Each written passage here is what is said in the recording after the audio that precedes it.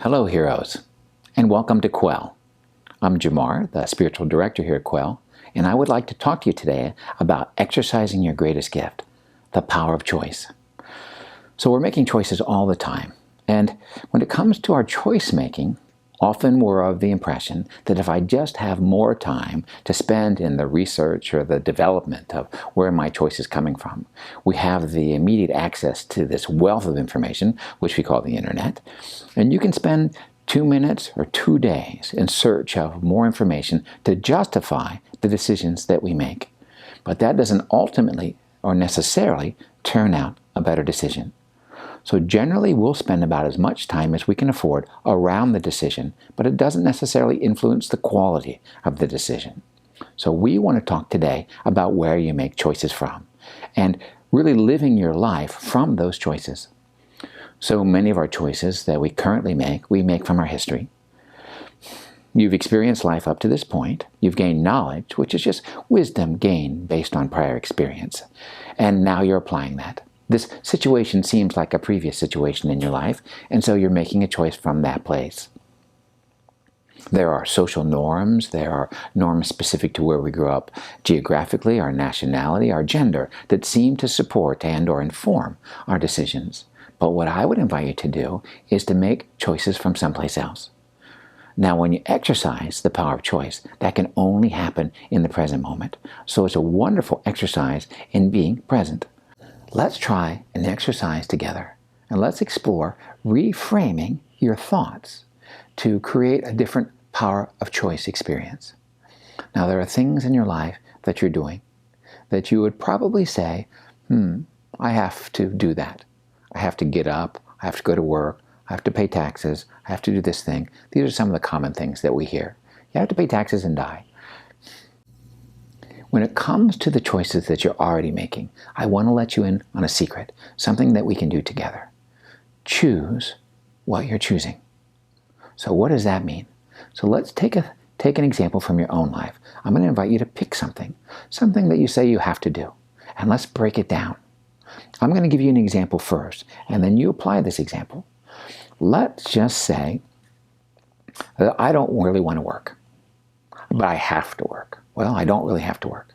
So if I didn't go to work, what would happen at some point, as in the home that I live, without having income coming in, at some point they may come along, whoever they is, and turn the electricity off.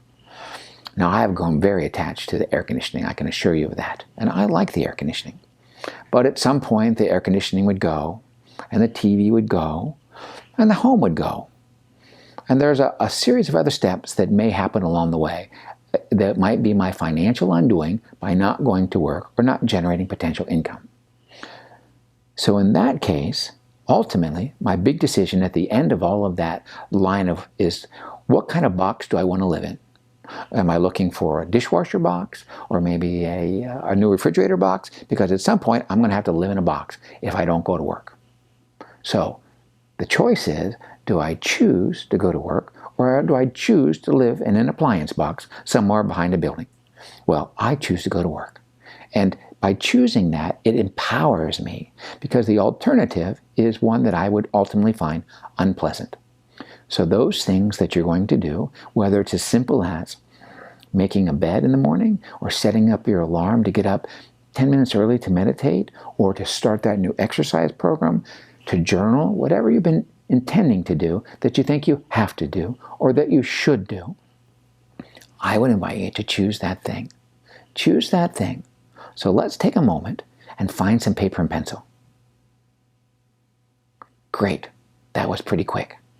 So let's write down something that you would prefer not to do, something that you have to do, anything in your life. And then write underneath it maybe 4 steps of what would start to happen that you would consider to be very unpleasant. For me, it was I didn't go to work, and then I didn't pay for the house, and I didn't pay utilities, and then they turned those off, and then they took my house away, and ultimately I ended up having to live in a box. Now that may seem pretty extreme, but that's ultimately and potentially where that goes. So we want to play it out that way. So pick the area of the thing that you have to do. Okay, good. Write that down, and then write 4 or 5 steps underneath it of what would be the undoing if you didn't do that thing? What would be the consequences of not doing that thing? And pretty quickly, it starts to become clear that it serves you to do that thing. If it ultimately doesn't, then you can explore exercising the power of choice. And that is another way to move your life forward in the direction that you choose. And if it does serve you to continue to make that choice, then choose it. Put your life force into it and celebrate it. I choose to do this thing because of these benefits. So that you begin to have the benefit of that once again, of your life force flowing in an affirming way in the choices that you're currently making in your life.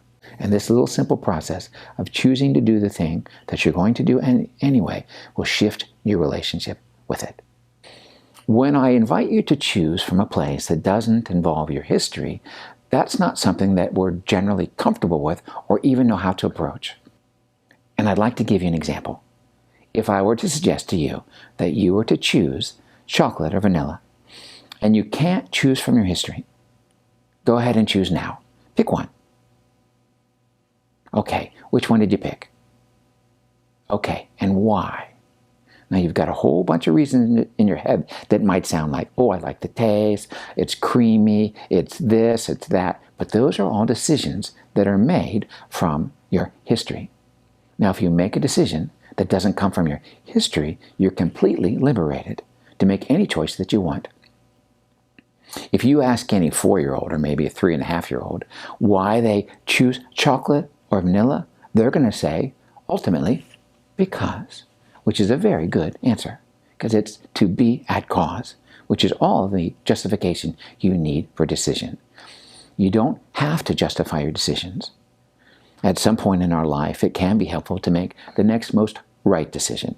And there are social norms that society suggests to us, and it's nice to know what those social norms are so we can choose to participate or not. This is what we expect of you.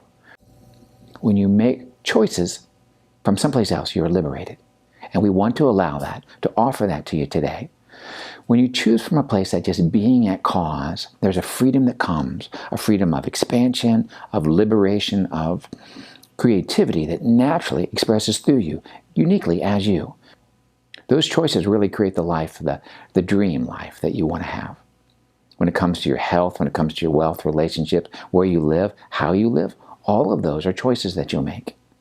So when you make a choice, it's nice to take it as a choice. Let's try a little exercise. It's nice to pick an area that you need to make a choice in. Let's say you're weighing the idea of going to see a particular physician or moving out of the country or moving to Colorado. Let's say you're going to move to Colorado. That's an easy one. And that's a real choice in your life. Now let's say we're going to flip a coin and head, it comes up, you're absolutely packing up and moving. You're starting that process. And tails, you're not going to make that choice. You're not moving to Colorado. Now we flip that coin and we play for real. And here it comes up and we look, oh, heads, I'm going to Colorado. Now, in the first couple of seconds, you need to check what's your gut reaction. How do you feel about that inside? What are the signals from your body? If you get almost immediately a big yay inside, then you know that's a life-giving choice for you. And if you get some sadness, oh no, then you'll know that's not the right choice for you. Now, is that a better choice than where you make your decisions from? Not necessarily, but there's a wisdom inside, and if your choices are dictated by what gives you life and what gives you joy, then you know there's at least one person in your life that's going to be happy and satisfied. Now, if you wait any longer than just a few moments, the mind will start to kick in, and it'll give you all the pros and the cons. And we can make a long list, but that isn't necessarily a better decision. Now, I'm not suggesting that there's a foolhardy decision you need to make, or even if there is such a thing. But if we make decisions based on the desires of our heart, there's liberation. There's a sense of living your life as yourself and not as someone else, not as you think you should. When we focus on doing the next right thing, it's initially helpful. That path can be clear, but ultimately that will evolve into making the next most loving choice, which brings a whole lot of brand new options into your life, into your consciousness. When we are making the next right choice, it limits the possibilities of how you express yourself, of what and or where you can pick from. When you make the next loving choice, that opens up a whole arena of other opportunities in your life. If I were to make the next right choice, that may suggest this is obviously the next step. This may be what my mother or my father, my boss, someone else in my life would suggest that I do. But if I opened up to what's the next most loving choice for myself, then that's something that's going to feel, at least to this one, to thine own self be true, liberating. So we want to exercise our choices from a place that brings expansion into our life. If it brings some sense of limitations, then those are suspect. Where do we make choices from? Often in our families and or in work or in a small circle of friends, we'll make choices for the sake of, or what you might call out of, duty, credit, or obligation. And those three things are suspect: duty, credit, or obligation. There's nothing wrong with any one of those three by themselves, but if they're informing your choices and taking away the power to choose because you should do this and you should do that, and you end up shoulding all over yourself, it doesn't really give any sense of movement of your life force in the creation of the life that you choose to have, how you'd like to show up in your life, how you'd like to live. Some of those repressed choices ultimately manifest in some heavier, denser expressions in the body that we call imbalance. So that you can tell when the body has got conflict, when there's something that's not working. We want to trust the wisdom of the body. The body has lots of advice and lots of information that's always and intimately available by just taking a breath and going inside and checking in. We call those your gut feelings and or your instincts. Even butterflies in your stomach can tell you something. I'd like to conclude today with inviting you to notice the choices that you make today. Which direction you drive home, how many things that you do out of just habit. Sometimes you can be on the highway and drive right past your exit because you've got so much habit energy around the way you do yourself. Now, there's some value in having routines in our life, and we're after stability. But I would invite you to make some choices today, some different choices, some new choices, and notice if you don't feel more alive. And that's my great wish for you. That's what I choose for you today. And remember, to heal, to feel, and to be proud. A hero is courage, and the hero is you.